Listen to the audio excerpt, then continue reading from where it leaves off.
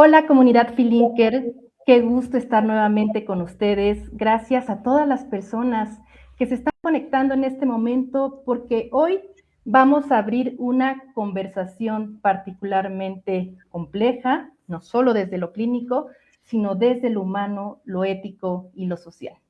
Vamos a hablar del caso de Noelia Castillo, la historia de esta chica española que ha decidido morir legalmente mediante la eutanasia, víctima de múltiples factores psíquicos y físicos que la llevaron a tomar esta decisión tan severa. Sin duda, una situación que se ha convertido en uno de los debates más sensibles dentro de la salud mental contemporánea. Pero queremos acercarnos a este caso con muchísimo respeto y a la vez con una mirada amplia, entendiendo no solo la decisión en sí, sino todo lo que la rodea, la historia de vida, el sufrimiento, el contexto y las preguntas que deja para la salud mental. Martín, como siempre, qué gusto coincidir contigo en este espacio. Creo que hoy es de esas conversaciones que nos conmueve a todos, pero que también nos da esta oportunidad de construir criterio desde distintas miradas. Claro, Mayra, como bien mencionas, para toda la comunidad, para todos los expertos en salud mental y también en otros ámbitos, este caso nos invita a la reflexión, nos invita a abrir conversaciones desde el fundamento, desde la evidencia y, por supuesto, desde una reflexión propositiva hacia los nuevos retos de la salud mental. Y qué mejor que hacerlo de la mano de 4 grandes especialistas, referentes cada uno en su área, y que por supuesto nos acompañan para que este criterio desde el cual, en el cual Feeling apuesta, porque nos lleva un poco más allá de solo llenarnos de información, titulares o peor aún, amarillismo, sino un verdadero criterio nos invita justamente al desarrollo profesional y en Feeling escuchar las diferentes voces es importante. Por eso es que además de sentirme agradecido de estar en este espacio, con grandes personas. Estoy agradecido con todos los Feelinkers que nos acompañan porque creo que es un punto para llevarnos muchas preguntas y, por supuesto, muchas ideas que serán importantes en los años o en situaciones futuras. Así es, Martín. Hoy nos acompañan especialistas que desde distintos enfoques nos ayudarán a ampliar justamente esta conversación. Por supuesto, la doctora Amalia Osorio, con una amplia trayectoria en trauma, duelo y resiliencia. El doctor Eric García López, referente en psicopatología forense y análisis del comportamiento.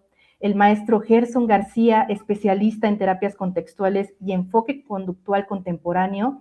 Y el doctor José González, con una sólida trayectoria internacional en el acompañamiento del duelo.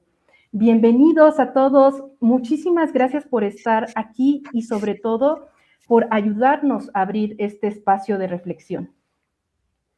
Al contrario, maestra Mayra, gracias a usted por permitirnos conversar con los Feelinkers. Muchísimas gracias.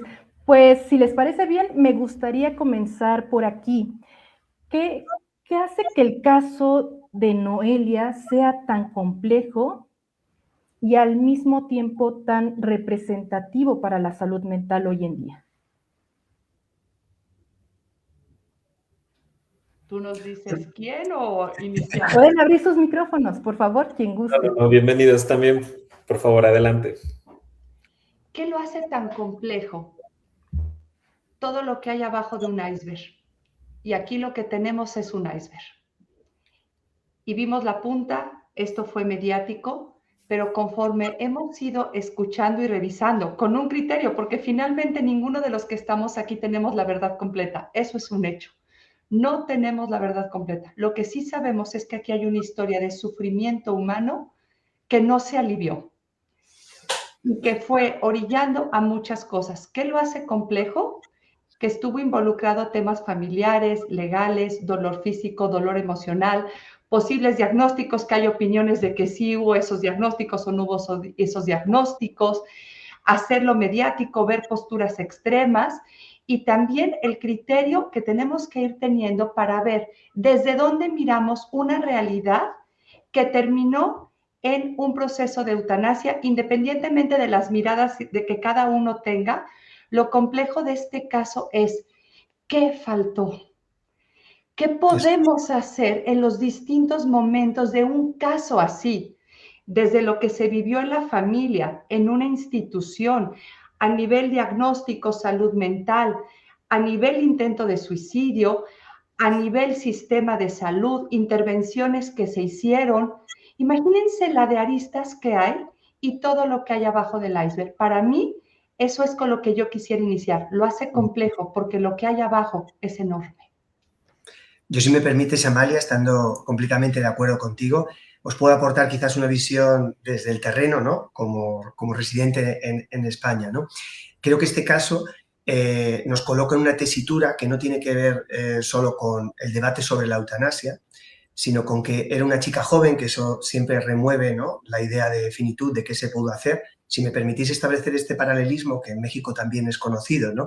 En España, el caso, por decirlo de alguna manera, de eutanasia más conocido, tenía que ver con Ramón Sampedro, con esta historia que contó Amenábar, Mar Adentro, protagonizada por Javier Bardem. Pero era un caso completamente distinto, porque era un sufrimiento constante y mantenido en el tiempo, con una decisión muy segura, muy sobria, desde cierta tranquilidad. El caso de Noelia nos devuelve una realidad completamente distinta, donde siento que hemos fallado como sociedad y como sanitarios. Ha habido un montón de situaciones, de momentos, donde lo podríamos haber hecho mucho mejor. Hablo yo en primera persona del plural, como sanitario español, ¿no? Primero, no proteger de un abuso sexual múltiple a una joven. Después, no brindarle todo el apoyo psicosocial sanitario a esa chica que sufrió esa situación, que es lo que devino después en una tentativa suicida, que es lo que le provocó su lesión. Después, no ayudarla a entender de dónde venía el sufrimiento, porque esto es una realidad. Los seres humanos a veces coqueteamos con la idea de morir para dejar de sufrir. Yo, que me dedico al duelo, prácticamente la mayor parte de los duelos traumáticos, en algún momento un doliente coquetea con la idea de morir para dejar de sufrir. Sí, señor. La idea no es intentar convencerle de que esa idea es errónea, sino ayúdame a entender de dónde viene mi sufrimiento, de dónde viene mi dolor, y entonces ahí podremos apoyar, podremos acompañar. Entonces, a mí me gustaría poner el foco en lo, como muy bien decías, Amalia, lo que todavía podemos hacer. Y ya para cerrar esta primera parte, creo que hay un factor común en todos nosotros, en todos los Feeling Care, que no solo es formarnos profundamente y empíricamente en salud mental, sino también democratizar esa ayuda, que esa ayuda esté accesible a todas las capas sociales, en todas las situaciones económicas. Porque entonces yo estoy seguro de que habrá muchos menos casos donde coqueteemos de una manera tan tangible con la idea de morir para dejar de sufrir, sea por suicidio o por eutanasia. Estimados colegas, permítanme decirles, amigos, Por favor. Todos hemos visto en redes sociales la antesala de esta situación. Tal vez no profundicemos tanto en estos datos, pero el caso tiene diferentes vertientes. No sé si estén de acuerdo en que podemos hablar desde una perspectiva del trauma, desde una perspectiva legal, jurídica, desde una perspectiva bioética, desde diferentes matices. Y creo que esto vuelve tan complejo el caso y más allá del amarillismo, la importancia de poder reflexionar sobre esos matices. Entonces, estimados amigos, ¿cómo entender este caso para los profesionales de la salud mental? ¿Cómo entenderlo? Yo coincido con lo que han dicho mis colegas. Quisiera ser primero muy respetuoso con lo que vamos a abordar. Al final es la muerte de una persona, aparentemente una muerte elegida. Digo aparentemente, no porque cuestione el procedimiento, sino porque mucho de lo que sabemos nos proviene solamente de la prensa. Yo no he tenido acceso a los peritajes, por ejemplo, no he tenido acceso a las sentencias judiciales como para saber con total transparencia qué es lo que se ha hecho. Inferimos que se ha hecho bien porque ha llegado hasta la máxima tribuna y esta máxima tribuna ha fallado a favor de la persona que estamos analizando. Pero lo ideal sería que pudiéramos transparentar estos procesos. Ahora, sí quisiera ser muy enfático de cara a la comunidad a la cual nos dirigimos, que suelen ser expertas, generalmente mujeres, muchas mujeres, en salud mental, que atienden este tipo de problemáticas. Pero también quisiera poner cuidado en que pueden estar escuchándonos personas que tengan un proceso de duelo que aparentemente esté superado y que no lo sea así, con lo cual requieren atención. Y con esto quiero concluir lo primero que quiero señalar. Y es que el tema es tan delicado que si lo manejamos mal, se puede exponer tanto mediáticamente hablando que genera otras conductas indeseadas. Y lo que tendríamos que hacer es lo contrario. Oye, hay alternativas al sufrimiento, teniendo como base que el sufrimiento, que el dolor es parte de la vida humana y evitando psicopatologizar las adversidades propias de la existencia nuestra. Es decir, sufriremos a lo largo de la vida por una o varias razones, pero los mecanismos de afrontamiento son los que nos permiten, con la ayuda de profesionales como Jota, por ejemplo, superar estas adversidades. Entonces, en síntesis, el tema que analizamos lo hacemos sí con profesionalismo, sí con rigor técnico, pero también con empatía y con un profundo respeto humano. Cierro con lo siguiente. Me consta que la gente de Feeling es gente profundamente humana y por lo tanto preocupada por estas temáticas. Qué bueno, Eric. Bueno, a mí me gustaría, en seguimiento a los comentarios que ya hasta ahorita hemos estado escuchando, que estoy totalmente de acuerdo que a veces, precisamente como señalaba la doctora Amalia, vemos la punta y entonces esta punta tiende a apoyarse bajo una reflexión que tiende a lo moral sobre qué es lo correcto, qué es lo incorrecto, perdiendo entonces este aspecto de contextualizar cada tipo de situación y entonces sí, como decía el doctor José, ver todos los posibles momentos en los cuales una intervención pudo haber marcado una diferencia, que se fueron. Y entonces entra, sí, justo todos estos niveles en los cuales, bueno, primero hay que ver qué se está haciendo, qué no se está haciendo, y hablando particularmente de la experiencia de sufrimiento de una persona, apostar mucho por la contextualización, precisamente, integrar las distintas variables, tanto del entorno ambiental en el cual se encuentra,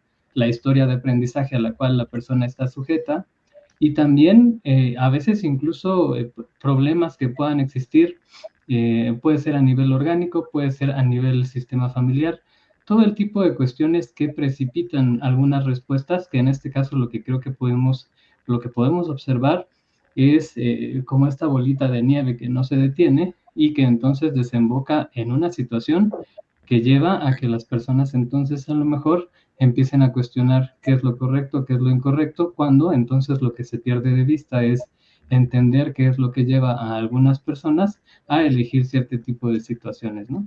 Ese sería como mi comentario inicial, justo en sintonía con los comentarios de los doctores. Qué interesante, Gerson. Me ha encantado, Eric, esta puntualización que has hecho, porque a mí me gustaría, o por lo menos desde mi subjetividad, no tanto pronunciarme como si estoy a favor o no de la eutanasia, como tratar de ver que nuestra labor es que la persona pueda escoger con la máxima libertad y no siempre la tenemos. Exacto. Es decir, perdonad que haga este paradigma aparentemente extraño. Cuando yo escucho en el duelo migratorio que es alguien que ha migrado de manera voluntaria, lo relativizo. Nadie se va de su casa, de su país, si está a gusto y tiene las condiciones excelentes para vivir, ¿verdad?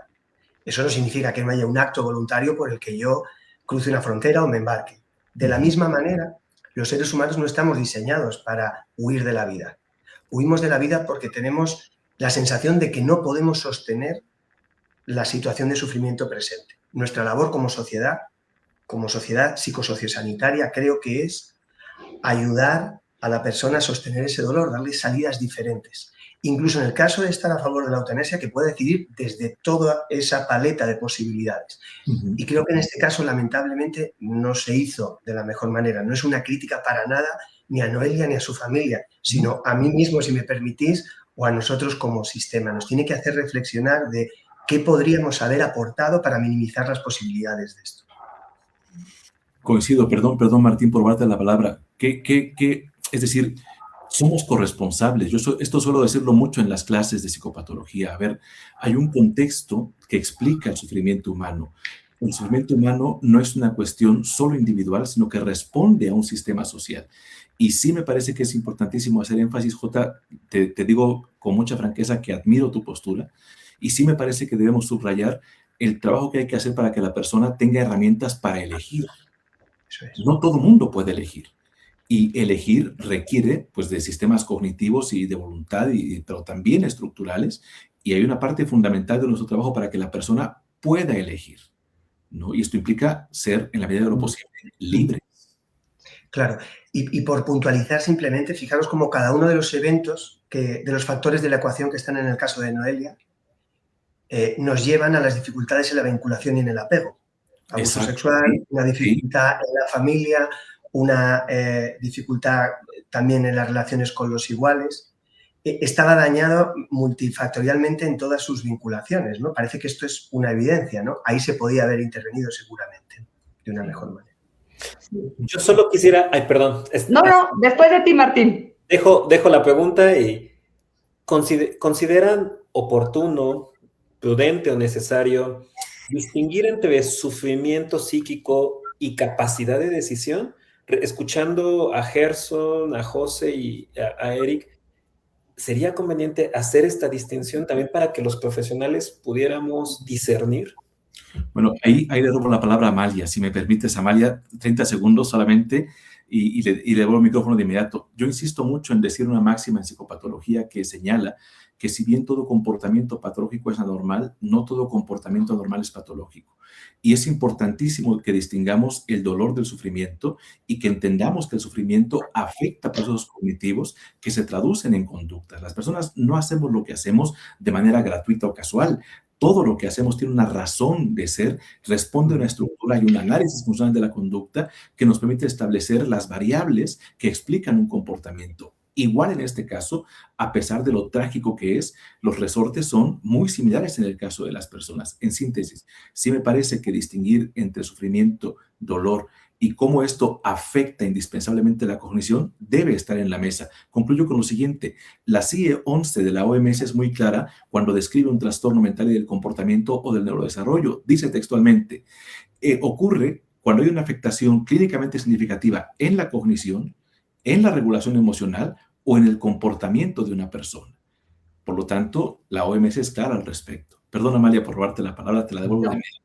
De hecho, me abriste la puerta para lo que quería yo explicar, que es dónde está la línea de pasar del dolor al sufrimiento y cómo un sufrimiento que no se atendió a tiempo o que no se vivió el duelo como se tenía que haber vivido, puede terminar en un tema de trauma psicológico, donde claro que va a haber implicaciones físicas, mentales, emocionales y de mucha magnitud.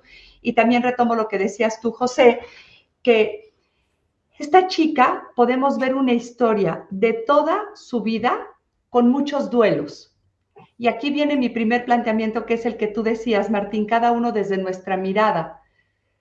¿Qué nos hace falta para poder acompañar procesos de duelo? Y que estos duelos se puedan elaborar, transitar de manera adecuada para que no vaya empeorando o haciéndose una bola de nieve.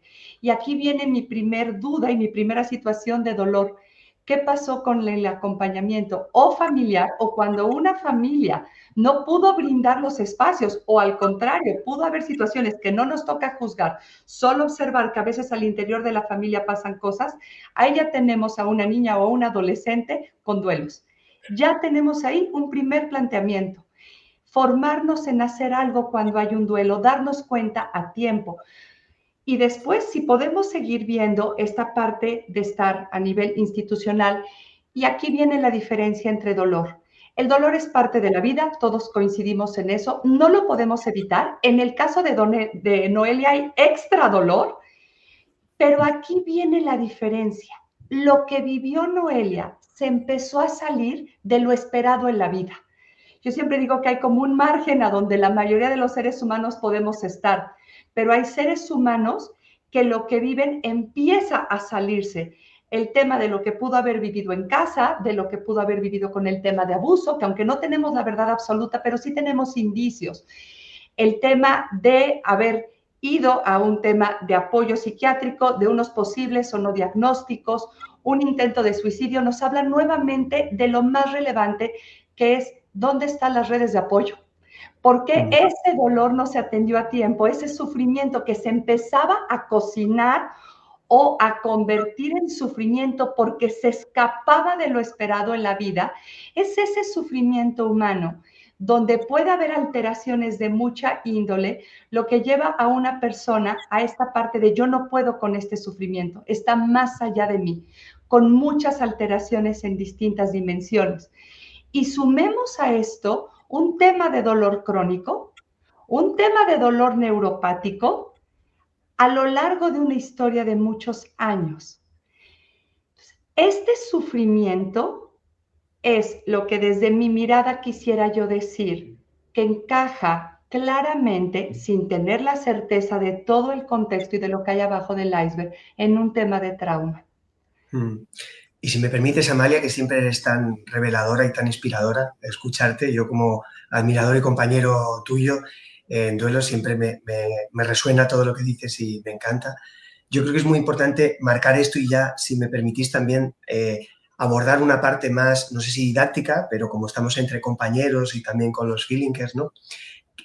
Muchas veces es más traumático lo que pasa después de la pérdida, el silencio, el no sentirte visto. Si sufro un abuso sexual y lo que me encuentro en vez de un abrazo es una pelea entre mis progenitores, una diferencia entre ellos, la herida se hace más y más grande. A mí me gusta esta metáfora, ¿no?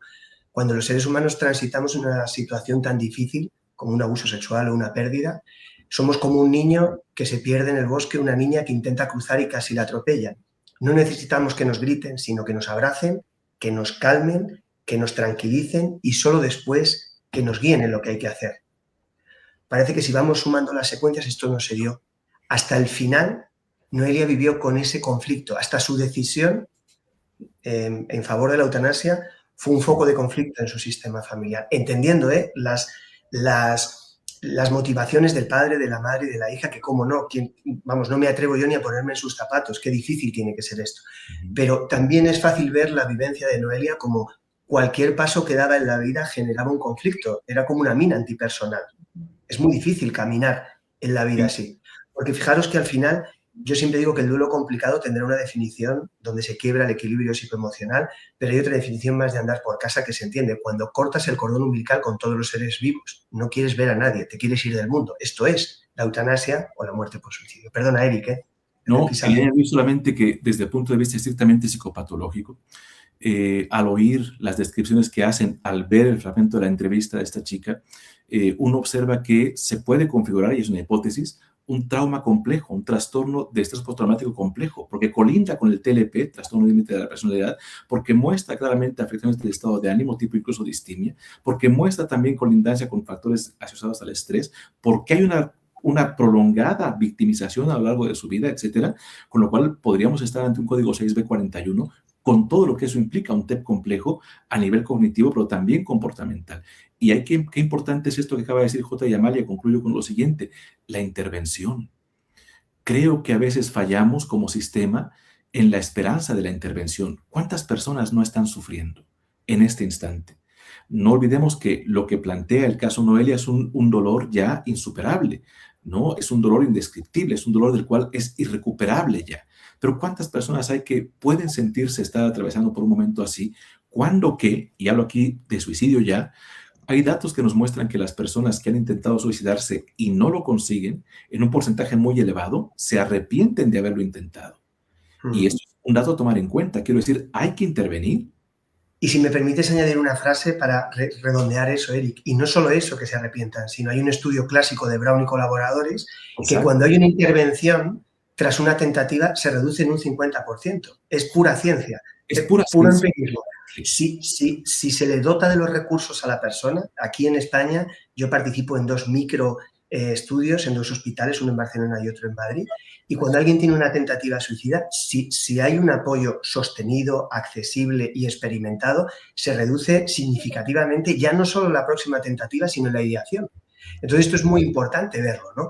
Que todos y cada uno de los feelingers que están conectados, de los expertos en salud mental, sepamos que tenemos que ser como bomberos dispuestos a salir a apagar fuegos, porque en verano en ciertas zonas, en Baja California o en Galicia, en España, hay incendios. Si siempre hay, tenemos que estar preparados para sondear la ideación suicida, intervenir, acompañar, preguntar. Y creo que esto también es importante, no intentar convencer a la persona de que no lo haga, no solo eso, sino que se sienta visto, que nos sienta Eric, Amalia, Gerson, Mayra, Martín a su lado y no enfrente, que creo que esto es muy importante. Ayúdame a entender de dónde viene ese dolor. No solo convencerte y crear un protocolo para que no lo hagas, sino ayúdame a entender cómo de difícil ha tenido que ser tu biografía para llegar hasta ese punto. Desde la empatía. Eso no es legitimar la decisión. Es ayudarle a la persona que no ha tenido otra opción con tanto sufrimiento concatenado y con cada paso, como decía Gerson muy bien, se va haciendo una bola de nieve más grande, ¿no? Perdonad que me emociono, me pongo obviamente así muy español, pero es que es un caso que me toca mucho, ¿no? Porque me resuena un montón de situaciones. Claro. Sí. Y ahí a mí me gustaría agregar justamente la respuesta que tendemos a tener frente a la conducta suicida es precisamente muy de resistencia, tanto por el temor que nos genera como por incluso ya reglas morales que hemos ido integrando, que a veces justo rigidizan mucho nuestras elecciones y que en vez de ayudar entonces perjudican. Y precisamente así como decía el doctor José, que a mí pienso que una frase que ayuda mucho desde el trabajo con conducta suicida es que precisamente nosotros validamos lo que está ocurriendo y lo que hace que la persona esté encontrando como respuesta el dejar de vivir. No necesariamente estamos validando la conducta suicida, ¿no? Estamos reconociendo que las situaciones, obviamente, y ya hablando puntualmente de este caso, en el cual justamente, como bien comentaban, cada movimiento, cada respuesta parecía tener un consecuente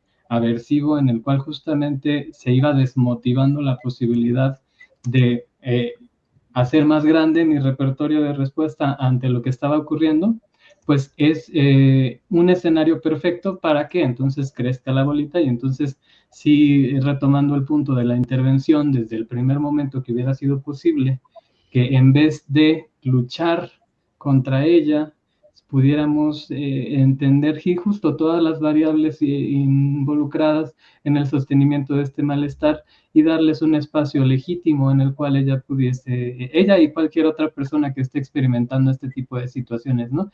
Poder sentir que hay esto que estamos hablando, ¿no? Una compañía, una cercanía y sobre todo un respeto a que cada quien vivimos las cosas de una manera diferente.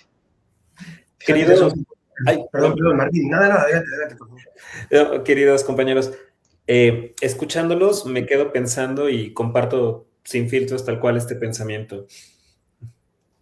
Desde el contexto, la responsabilidad que veamos o no tenemos para con las personas que hay a nuestro alrededor, pensando en las redes de apoyo, todo, el hacernos conscientes de ser una comunidad cada día un poco más empática que nos acompañe, pero también me quedo pensando en este momento, ojalá que no, pero las estadísticas nos dicen que desafortunadamente sí, ¿cuántos casos de Noelia más pueden en este momento estar y no son vistos?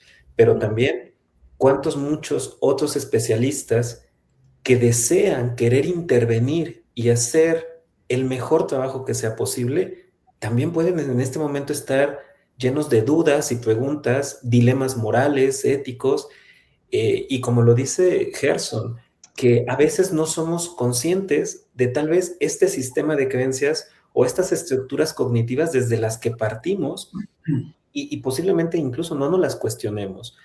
Me refiero, en resumen, a qué importante también dentro de este caso visibilizar la importancia y la gran responsabilidad que tienen los profesionales de la salud mental hoy en día, porque los retos de las personas desafortunadamente parece que no van en descenso, sino cada día van en aumento. El contexto cada día se vuelve más difícil o tal vez incluso podría decir hostil. Claro. Y Martín, que yo creo que no solo los profesionales, sino los medios de comunicación, las plataformas de formación como nosotros, la sociedad. Si me permitís poner este ejemplo que creo que es muy visual. Seguramente haya pasado lo mismo en todos los países de los Flinker que nos están escuchando. Pero en España, ¿cómo hemos conseguido reducir de 15.000 muertes en accidentes de tráfico a 1.000? Con campañas de concienciación. Todos los días se pone el noticiero y te explican las causas de la muerte. No llevar cinturón, exceso de velocidad, consumo de alcohol. No hay amarillismo, no hay sensacionalismo, no te explican si se desangró o no, o si venía de ver al amante. Solo son campañas de concienciación. Hablar como estamos hablando del caso, con la delicadeza con la que lo estáis haciendo, dotando de herramientas para poder intervenir, es oro en nuestra sociedad. Porque como dices, Martín, está el peligro de que esto tenga un efecto contagio. Sabéis que en toda la dimensión suicidológica está el efecto Werder y Papágeno. Sí. Si se habla desde el amarillismo, uno lo ve como una salida posible, si se explican los métodos, o desde el efecto Papágeno sería lo contrario, dotar de herramientas. Ahora, Gerson, que hablabas, yo acompaño a muchas personas con duelo complicado y como hay pocos tanatólogos en España, a mí me los derivan compañeros que son mejores terapeutas que yo, pero se dedican a otras cosas, ansiedad, depresión. Muchas veces, cuando yo en la primera sesión les pregunto si han tenido ideación suicida y cómo lo han tratado otros compañeros para no reiterarme o para no meter la pata en lo mismo, para no equivocarme en lo mismo, me dicen: mira, José, yo siento que tu compañero o tu compañera lo único que quería es que yo no le manchara el expediente. ¿Se entiende? No quería que yo me suicidara, pero no le importaba mi dolor. Esto es sumamente importante. Qué diferente es hablar en la distancia, como muy bien decías, ¿no?, de manera defensiva, que en primera persona del plural. Si le hiciéramos saber a Noelia, los seres humanos coqueteamos con la idea de morir para dejar de sufrir en situaciones donde no vemos otra salida. Es sutil, Gerson, pero fíjate, primera persona del plural. Eso ya nos coloca como profesionales, en esta metáfora que me gusta tanto, de copiloto, no enfrente. Se entiende, ¿no?, como metáfora. Seguro que vosotros lo hacéis con más brillantez, ¿no? Pero es esta actitud de que la persona sienta que su dolor es visto. No solo es su conducta o su comportamiento. Igual que si trabajáramos con la madre o el padre de Noelia, estaría muy bien no hablar de su hija solo por la etiquetación de la que murió por eutanasia. Eso es una foto más de las 10 fotos de su vida. Es correcto. Fijaros que así hablamos, Gerson, de las personas, ¿no? Hablamos del suicida. Nadie le diría a mi madre la cancerosa si muere por cáncer, ¿verdad? Es una persona, es solo una fase más. No digo esto por humanizar también a la familia, a Noelia y a la sociedad en esto. Totalmente, perdón, solo quería añadir esto que dijiste, Jota, que me parece súper importante. ¿Cómo habrá tenido que haber sido tu biografía para que te comportes así ahora? Me parece que eso es capital, ¿no? Cuando interactuamos con una persona, cuando conocemos a un ser humano, no hablo de un paciente, hablo de una persona en general. Esa es una pregunta central. ¿Cómo ha sido tu biografía para que ahora te comportes de esta manera? Y la otra que decía Martín, oye, todo lo que hacemos tiene un impacto en los demás. Yo aquí no puedo dejar de pensar en Octavio Paz, en ese gran poema que era Piedra del Sol y la importancia que tiene ser los otros. Soy otro cuando soy, los actos míos son más míos, si son también de todos, decía Octavio Paz. Y esto es así.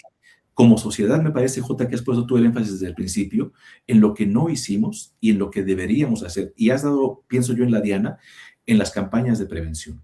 El problema es real. El INEGI en el caso de México, el INE en el caso de España y a nivel global nos dicen que, de acuerdo con datos de la OMS, la depresión seguirá en aumento, la ansiedad seguirá en aumento, son 1 y 2 a nivel global y en nuestros países, y eso también tiene riesgos de conducta suicida. Y has dicho una cosa fantástica, me parece a mí, y con esto concluyo. Todos, en algún momento de nuestra vida, frente a algún sufrimiento inenarrable, coqueteamos con la idea suicida. Porque no es que queramos dejar de vivir, es que queremos dejar de sufrir, no es lo mismo. Y el enfoque cognitivo es fundamental, me parece, ¿no? Entonces, gracias, Amalia, Gerson, por todo lo que... Y aquí estamos en un caso.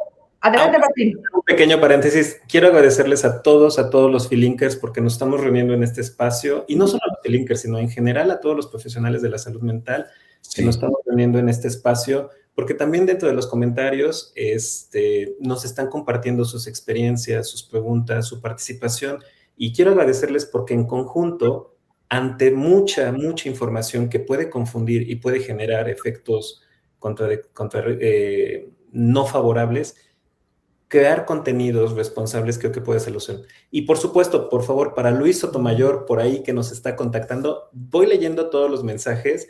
Por favor, envíenos un correo o en su defecto, por favor, envíanos un mensaje por chat para que en este espacio, por supuesto, Luis Sotomayor, ante todo es un espacio para que compartamos y comentemos justamente de este caso tan importante que nos comparte. Y por supuesto, estamos siguiendo a todos los Filinkers.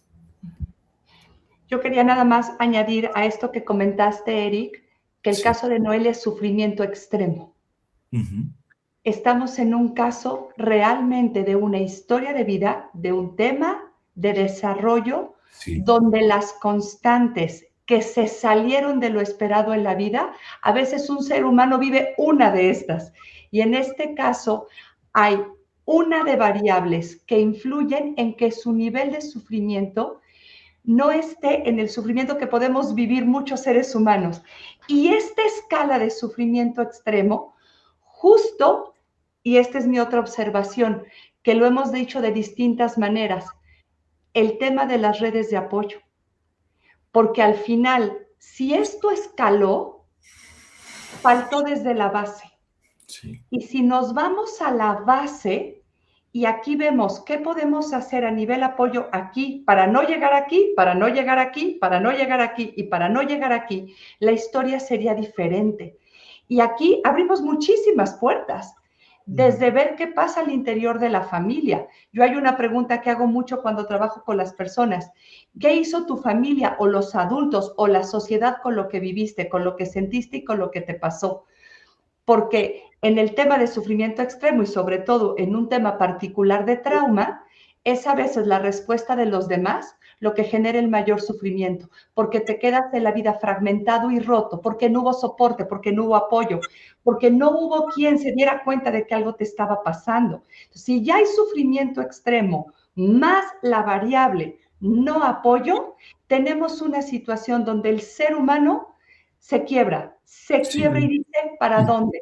A mí ese tema de fragmentación de confianza, de voltear y no ser visto, no ser escuchado, no ser mirado, creo que nos cimbra el corazón y nos invita a todos a decir, vamos a hacer las cosas desde acá, porque tú haces un planteamiento, Eric, que es a mí una de las cosas que más me preocupa y por eso el cuidado que estamos teniendo en esta conversación, porque mucha gente tiene sufrimiento emocional, mucha gente ha vivido cosas terribles en la vida, muchas personas están diciendo, yo me siento identificada con lo que ella decía, pero lo que hay que decirle a esas personas es lo que estamos diciendo aquí. Si hay opciones, por favor, esto a lo que se llegó aquí es a lo que no tenemos que llegar, porque justo estamos cambiando a la sociedad, preparándonos a nivel profesionales de la salud mental para que las intervenciones sean aquí, tempranas, prontas, porque es cierto y es delicado que esta opción se empiece a manejar, tú lo dijiste Martín, tú lo dijiste Eric, como ahora tenemos esto. No, por favor, lo que tenemos es que cambiar una sociedad, cambiar instituciones, cambiar los profesionales para que no se llegue a esto. Y así podemos cambiar la historia y poder decir, ¿dónde empezamos? Y podemos empezar desde colegios formando padres de familia. Podemos empezar normalizando el hablar de duelo, de pérdida, el intervenir a tiempo con las familias, el que se haga normal que la gente pida ayuda, la verbalización de lo que pasa al interior, para que no lleguemos a una normalización de que si hay sufrimiento tengo estos caminos. Va mi mensaje para toda la gente. Si hay sufrimiento, sí hay caminos. Créanme que esta historia nos tiene que llevar a replantearnos todos los caminos previos que tenemos, justo para que no se eleve el nivel de sufrimiento al grado que vemos en esta historia. Ahí me gustaría complementar un poquito esta parte que precisamente, así como dice la doctora Amalia, que ella pregunta con las personas que han hecho las personas alrededor con lo que le ocurre.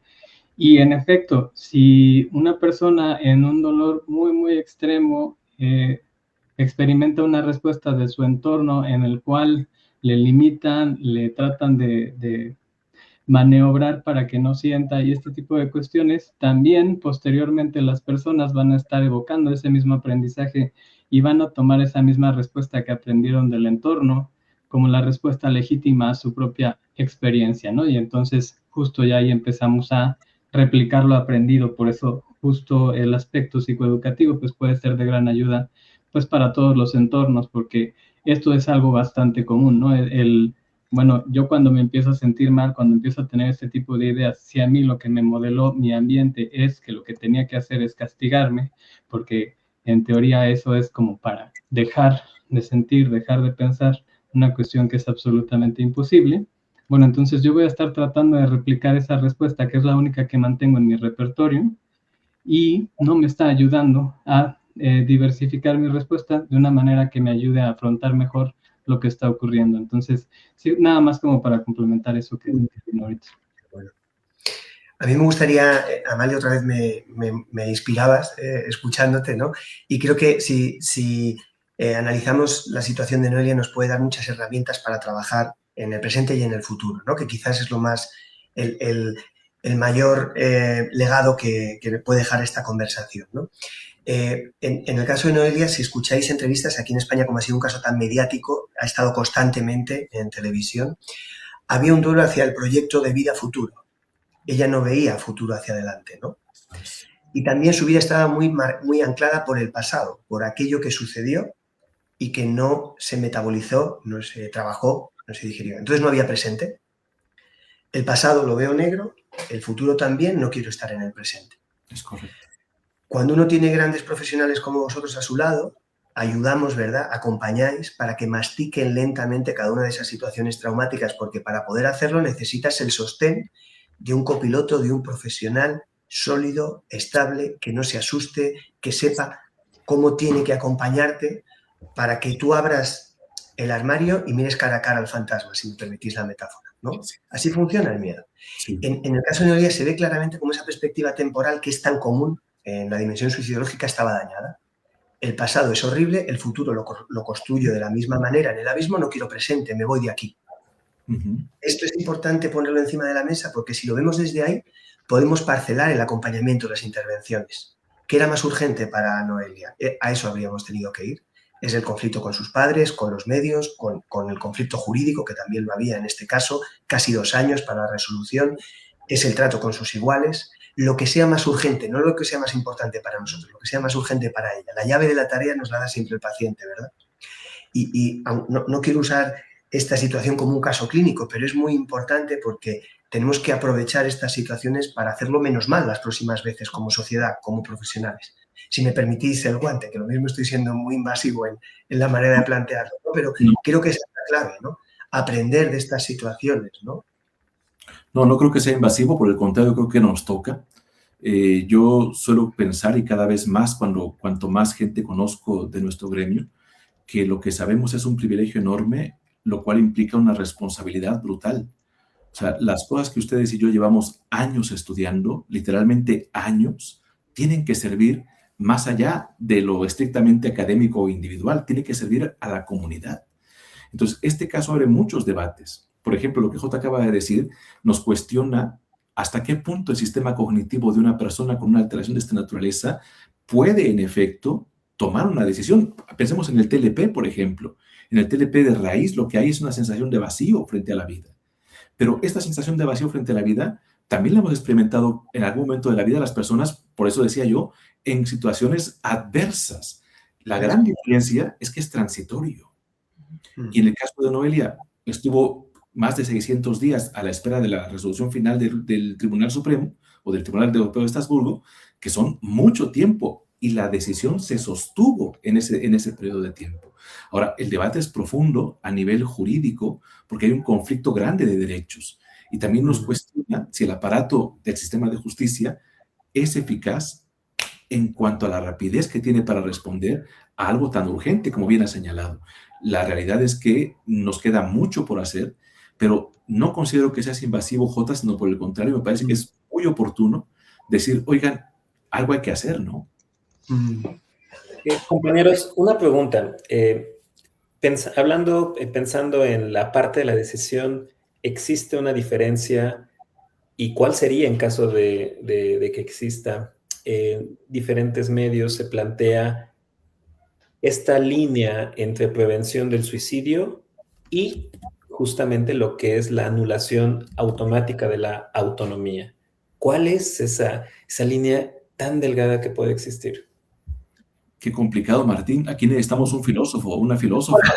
Yo por eso me acerqué me quise recurrir a las grandes mentes, porque de verdad creo que hay grandes implicaciones clínicas, personales que nos llevan.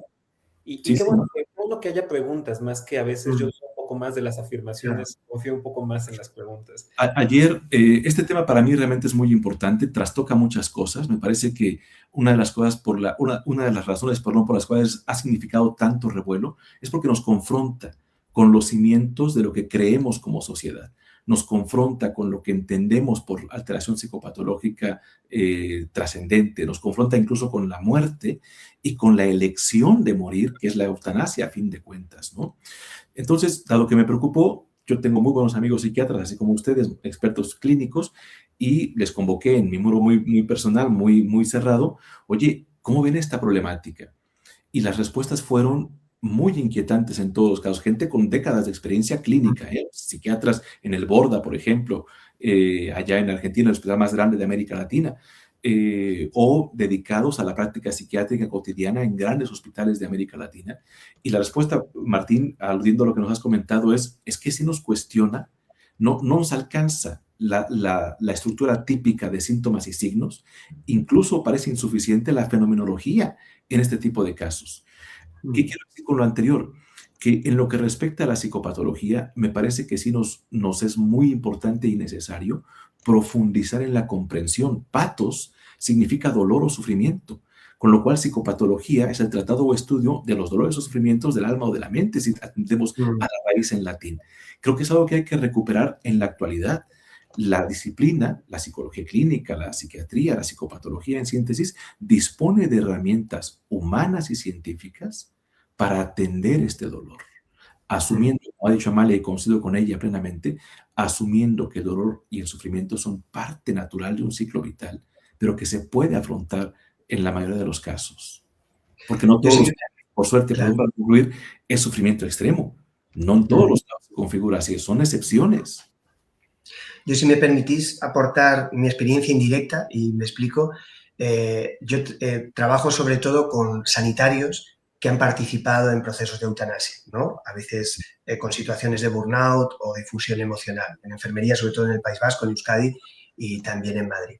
Y hablando con ellos, este caso está mucho más al límite, porque los casos de eutanasia efectiva que ha habido en España, yo puedo hablar de los que conozco y de los de mi país, son casos mucho más sostenidos en el tiempo. Alguien que lleva con una enfermedad mucho tiempo, con un dolor crónico sostenido en el tiempo durante años, décadas. Quiero decir, son casos distintos. Sí.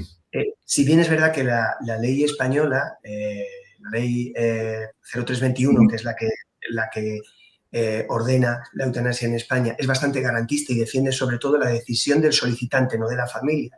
Así es. En mi opinión subjetiva, aunque el hecho de haber tenido un potencial, que no sabemos el diagnóstico concreto, trastorno psiquiátrico, no elimina que posteriormente pueda decidir, sí debería hacernos escuchar con mucha más atención. No sé si me explico, con mucho más cuidado, con más pausa, con más cautela. Esto es una opinión que se entienda subjetiva, de José González, de nadie más. Pero creo que el hecho de estar al límite debería haber provocado una máxima cautela. Porque no, a mi entender no es lo mismo alguien que tiene 80 años y lleva 30 o 40 años postrado en una situación con un dolor crónico irreversible, a este caso, entendiendo que puede tener todo el derecho cada individuo, pero creo que es distinto, ¿no? Que lo pone más al límite. Espero que se haya entendido esto que quería.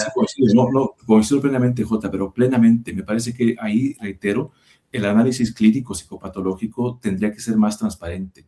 Yo sí quisiera ver, por ejemplo, los informes periciales, me encantaría ver la sentencia completa, qué se concluyó, qué es una cosa probada, cómo se llevó a cabo el procedimiento, cuál fue la metodología para llegar a estas conclusiones. Entendemos, inferimos que se ha hecho bien porque ha llegado hasta la máxima tribuna y se ha fallado a favor, pero sería muy, muy valioso de cara al futuro conocer con transparencia esos documentos. ¿No? Sin duda, queridos compañeros, ha sido una conversación muy profunda y creo que nos podríamos pasar toda la tarde debatiendo, reflexionando sobre todo acerca de este caso. Es una conversación que sin duda es de esas que no solamente se escuchan, sino que se quedan con nosotros. Y si algo deja este espacio como profesionales, pero también como personas, pues es que necesitamos aprender a sostener la complejidad y ampliar la forma en la que entendemos como especialistas de la salud mental a quienes acompañamos todos los días, ¿no? Y justamente, pues eso también es lo que buscamos en Feeling, crear estos espacios donde no solamente las personas puedan acceder a la información, sino donde realmente puedan fortalecer su forma de pensar, de analizar y sobre todo pues de ejercer su práctica. Ya para ir cerrando, ¿qué mensaje podrían compartir cada uno de ustedes a todos los especialistas que nos están escuchando ahorita? Si me lo permiten, para ser breve y luego escuchar con mucha atención a nuestros colegas, a mí me gusta mucho recordar una máxima de Jung. A mí me parece que este gran psiquiatra suizo nos dio una magnífica lección cuando decía: conoce todas las teorías, domina todas las corrientes, pero cuando toques un alma humana, sé simplemente otra alma humana.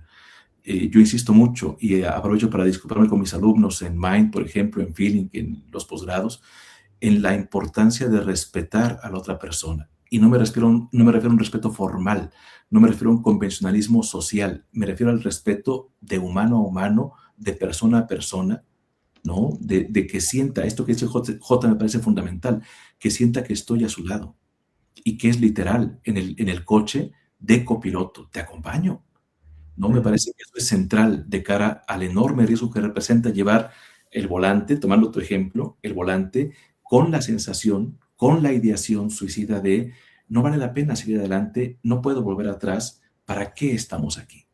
Y esto nos recuerda pues la máxima pregunta que nos dejó la logoterapia: ¿cuál es el sentido de nuestra vida? Que es justamente, me parece, lo que aquí nos interpela en este caso. ¿Qué pasó con esta chica tan joven de 25 años que tomó esta decisión? Y si esa decisión no estaba interferida por alteraciones en la cognición, fruto de los trastornos que estaba presentando. En síntesis, yo cerraría con eso, maestra Mayra, y agradecer a Feeling, a Martín y a usted y a mis colegas, por supuesto, a quienes admiro mucho, por permitirme escucharles y dialogar con ustedes esta mañana. Yo quisiera cerrar diciendo que hay opciones, que podemos pedir ayuda a tiempo, que si levantamos la mano cuando las cosas están sucediendo, podemos evitar grandes cosas. También creo que este espacio nos compromete a los profesionales de la salud mental, en quienes han puesto su confianza, a seguirnos preparando y a seguir creando estos programas que estamos creando, estas plataformas que están haciendo a través de Feeling. Todo esto que estamos haciendo, creo que es nuestra manera de responder a la sociedad, para decirles una de las frases más lindas, que es: aquí estamos para ti. Y esto es una señal de eso. Aquí estamos para ti, porque yo no quiero seguir escuchando estas historias. Yo no quiero seguir viendo en el mundo esto. Entonces, reitero mi compromiso y hablo a nombre de todos los que estamos aquí representando a Feeling, que ha justo gestado esta comunidad para decirte: aquí estamos. Y con eso cierro mi participación. Aquí estamos para ti. Gracias, Amalia. Bueno, a mí me gustaría agradecer la oportunidad de haber estado en este panel, una conversación sin lugar a dudas que considero bastante valiosa y de gran relevancia para las personas que estamos, pues, en general, en las distintas formas de hacer psicología. Y la manera en la que me gustaría cerrar es poniendo sobre la mesa la idea de que, como bien hemos estado mencionando, este tipo de situaciones nos ayudan a observar los límites del malestar que podemos experimentar los seres humanos, y que hay que entender siempre desde una perspectiva que integre todas las variables que entran en juego para explicar este comportamiento, y cuidar no hacer de este tipo de noticias problemas morales en los cuales se pierda la experiencia personal y nos centremos en reglas aprendidas sobre qué es correcto, qué es incorrecto. Eso me parece muy importante, porque podemos caer en estigmatización, y la estigmatización es un gran enemigo para el avance en todo tipo de actuar científico de la psicología. Muchas gracias por la oportunidad de participar. Con eso cierro yo mi comentario. Gracias, Gerson. Yo voy a ser muy breve, pero me gustaría hacer una analogía entre la horita que hemos compartido y lo que debería, a mi entender, ser un acompañamiento terapéutico en un caso similar al de Noelia, ¿no? Creo que estos 50 minutos es un ejemplo de lo que necesitamos los seres humanos cuando tenemos que transitar situaciones de vértigo y de miedo. un oasis terapéutico donde uno pueda desmontar, desaprender, reflexionar, no tener salidas dicotómicas de ceros y uno, esto está bien o esto está mal, como creo que prácticamente todos estábamos compartiendo, ¿no? Si estos 50 minutos son un oasis para los profesionales, el acompañamiento terapéutico debería ser un oasis, es decir, un lugar donde el miedo, el vértigo y la angustia acompañado se divide. Sentirte visto, sentirte escuchado, que formas parte de algo, te ancla a la vida y te aleja de la muerte en sus múltiples dimensiones, ¿no? Así que nada, muchas gracias porque ha sido precioso escucharos, muy emotivo y muy didáctico, y muchas gracias por vuestro tiempo. A todos y cada uno de vosotros, me refiero a los que nos estáis escuchando y de vosotros, compañeros, que os lo digo menos porque a muchos nos veremos dentro de un mesecito por ahí en México, así que os daremos un abrazo. Os apapacho desde España a todos y a cada uno de vosotros. Muchísimas gracias, estimado José, Eric, Amalia, Gerson, que también nos acompañará por ahí. Nos veremos para tomarnos ese café juntos. Yo quiero agradecerles a todos ustedes como grandes invitados el tiempo que han invertido en este live. Agradezco y reconozco todas sus participaciones porque de verdad son admirables en todos los sentidos, no solamente en el impacto que han tenido en miles de personas, sino son admirables por la forma en la que ustedes comparten el conocimiento de distintas formas y medios. De verdad, gracias por solidarizarnos y hacer un contenido más responsable y que ojalá que esto pueda hacer eco en muchos profesionales de la salud mental, pero también en aquellas personas que pueden tener o albergar muchas preguntas. Yo quisiera a todos los Feelinkers que nos escuchan decirles que en lo personal creo que hay casos que a veces no se resuelven con respuestas, pero hay decisiones que se honran con decisiones mejor pensadas. Y poder tener este espacio, aprender de ustedes, creo que es un pasito para construir decisiones mejor pensadas, de verdad. Y gracias a todos los Feelinkers que también se sumaron y comparten este tiempo con nosotros y hacemos comunidad. De verdad, muchas gracias.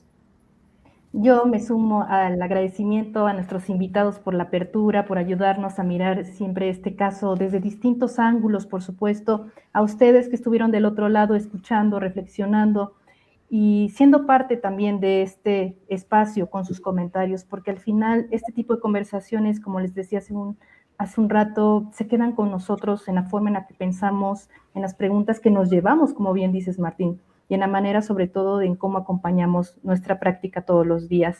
Feelinkers, nos vemos en el siguiente espacio. Hasta la próxima. Chao, chao. Gracias. Chao, adiós, hasta luego.